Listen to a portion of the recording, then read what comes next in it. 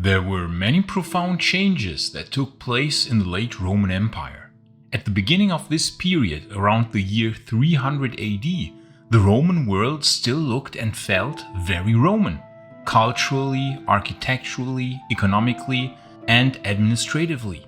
But at the end of this period, in the early to mid 600s AD, the Romans had already changed in many regards to an unrecognizable degree.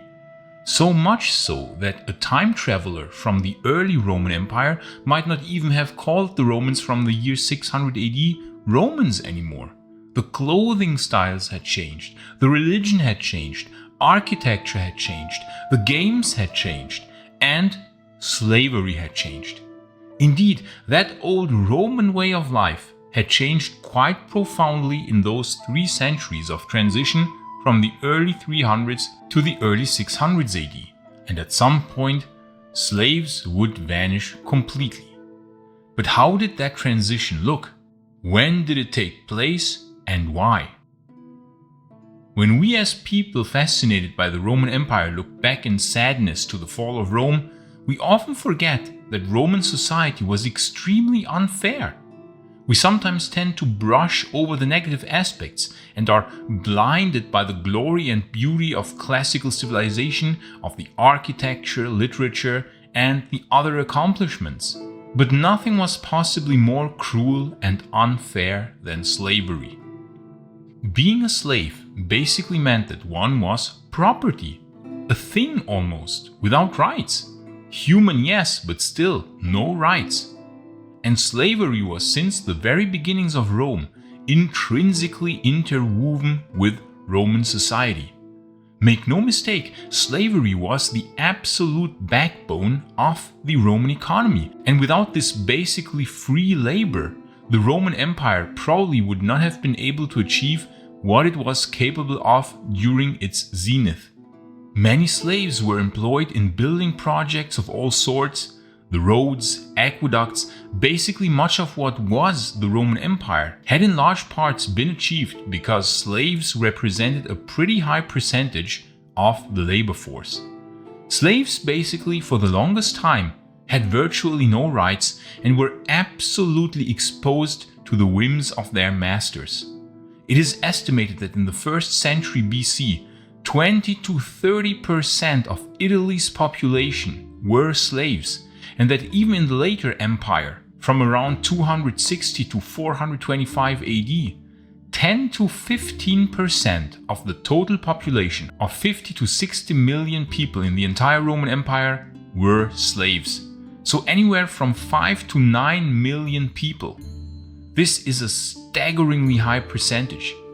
For many centuries, this institution was really a part of Roman life. It was seen as the natural order of things by the vast majority of the population.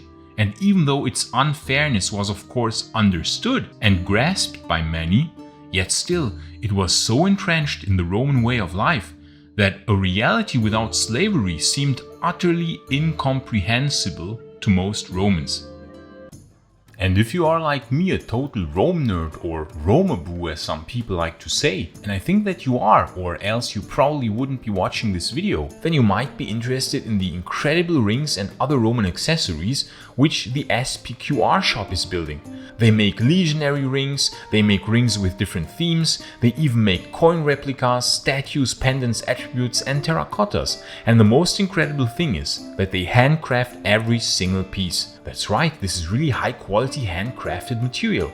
There's really no better present for yourself or someone you know who might be a Rome fan. I put the link to their shop in the video description and into the pinned comment, and with this link you can now even get a 20% rebate for every purchase. I repeat, a 20% price reduction for every purchase from the SPQR Shop, which is just an absolutely insane offer, and you can only get it here via the Maiorianus link, because let me tell you, the people from SPQR Shop also are absolute fans of the heroic Emperor Maiorian. So go and check out their incredible assortment. There will be certainly also something for you. Slaves were used everywhere, in every household for everyday tasks, in the baths, for construction, in mines, for hard labor in general. but also in agriculture, in brothels even, unfortunately. Then of course also as gladiators, but also for all kinds of work, even as artisans, actors, goldsmiths, wall painters, cooks, and many, many more. There was virtually no work where you wouldn't find a relatively high percentage of slaves, and some types of work was almost exclusively done by slaves. For example, agricultural work. As you can imagine, many, if not the majority of slaves were treated very unfairly and had no way of defending themselves against unfair treatment by their masters. In fact, this unfair treatment and this divide of Roman society would later come and basically bite the Romans back in a big way. But how long did slavery last? And when was it then finally abolished? Well, even in the 400s AD of the Western Roman Empire, slavery was still as strong as ever, believe it or not. In the early 400s, when the empire was not yet completely falling apart, slave trade still continued as ever, and the top 1% of the Roman society still owned the vast majority of slaves. A rich pater familias, who owned a domus, could even in the early 400s still have dozens of slaves. Slavery still continued for as long as the fabric of Rome was intact.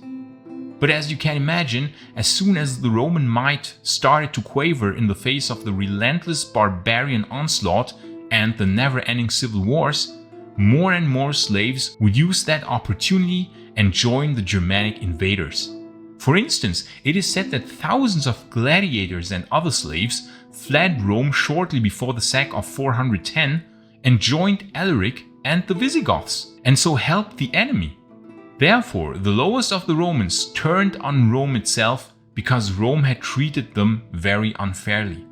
As more and more parts of the Western Roman Empire were conquered by various Germanic tribes, many slaves, and remember, we said that 10 to 15% of the entire population of the Roman Empire was made up of slaves, used whatever opportunity arose to turn on the Romans and join the newcomers, because there suddenly they were accepted and were not slaves anymore.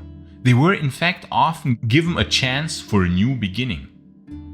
And thus many slaves rebelled and created the Bacchaudai, or sometimes also called Bagaudi, marauding bands of former slaves who took up arms and even fought against the Roman army and looted the countryside, taking revenge on their former masters. This in fact did cause a lot of damage and greatly helped the Germanic invaders in achieving their goals. That's what I meant when saying that the unfairness of slavery would come and later bite the Romans.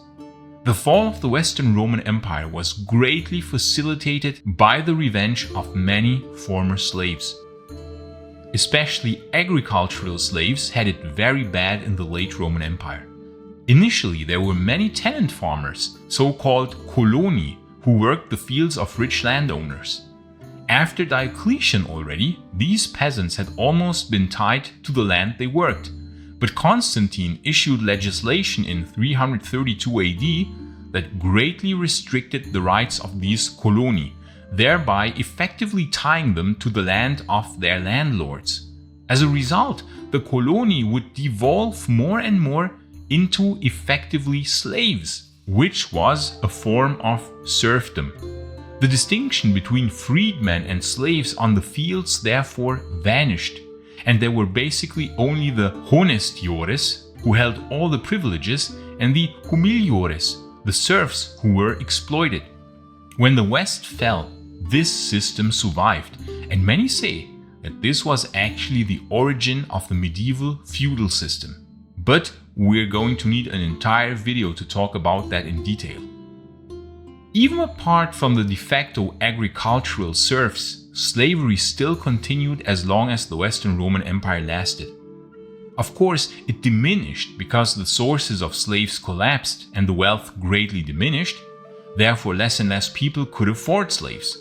But even after the Western Roman Empire fell, slavery still continued in Italy until about the mid-6th century, when the Gothic Wars and the plague devastated the lands, and thus there weren't any rich people left who could even afford slaves.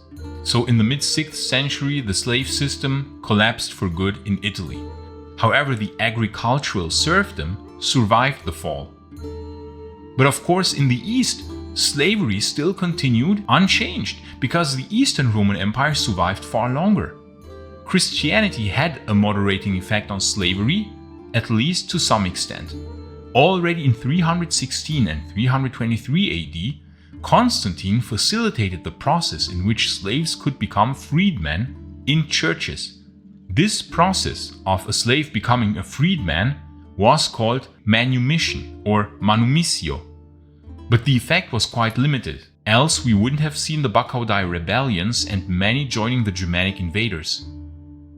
It was not until Justinian, I would say, that the rights of slaves were finally bolstered. First of all, they could be freed even easier. Under Justinian, bishops had been granted the right to free slaves anywhere. And then on top, Justinian wrote into law that yes, a slave was an item of property, but not devoid of personality. And he also removed many of the previously existing harsh laws regarding the treatment of slaves. For example, he gave the slaves the right to plead directly and personally for their freedom, and he declared that a master killing his slave would commit murder. So the life of slaves greatly improved after Justinian in the Eastern Roman Empire.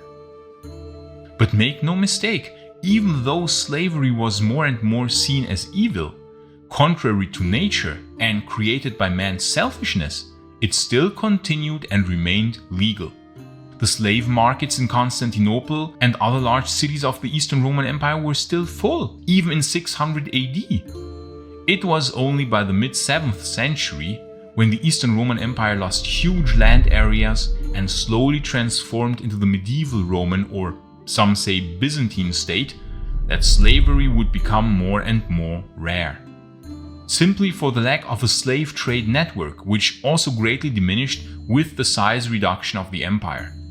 But slavery still continued in a reduced form. Even during the reconquest of Crete under Nicephorus Phocas, it is written that 200,000 women and children were taken as slaves from the Muslims back to Constantinople. The campaigns against the Slavs and Bulgars in the 10th and 11th century also resulted in great numbers of slaves being brought into the Byzantine Empire. Most of the slaves in the late Eastern Roman Empire lived and worked in households in the great urban centers, either in apartments of insula type of apartment buildings or in larger houses of the rich. The slaves of the rich were actually often living in better conditions than poor, free citizens. After the 11th century, when the Eastern Roman Empire shrank further, slavery became more and more rare, until at some point then, in probably the 12th or 13th century, it vanished completely at some point, since acquiring new slaves became almost impossible in such a small state. And the system had already started changing around the 11th century, in that more and more slaves had actually the same status as serfs, working for a wage but being tied to a specific land or estate. So here too, the transition towards a feudal type of system had taken place as well. Therefore, it is fascinating to see how long slavery survived in the late Eastern Roman Empire, despite being frowned upon by society. It indeed seems that the institution of slavery lasted almost as long as Roman history itself. And please like and subscribe so that you won't miss any future videos on the fascinating topic of late Roman history. And I would of course like to thank anyone who is supporting Maiorianus in any form, be it through Patreon, through YouTube membership, or simply by watching the videos. Thank you so much for your support, friends. And if you want to learn more about the state of Constantinople in 800 AD, you can watch this video in the upper right corner. But if you want to learn more about why I am not such a fan of the term Byzantine Empire, you can watch the other video in the lower right corner. I say thanks again to all friends of Roman history, gratias tibiago and bene valete.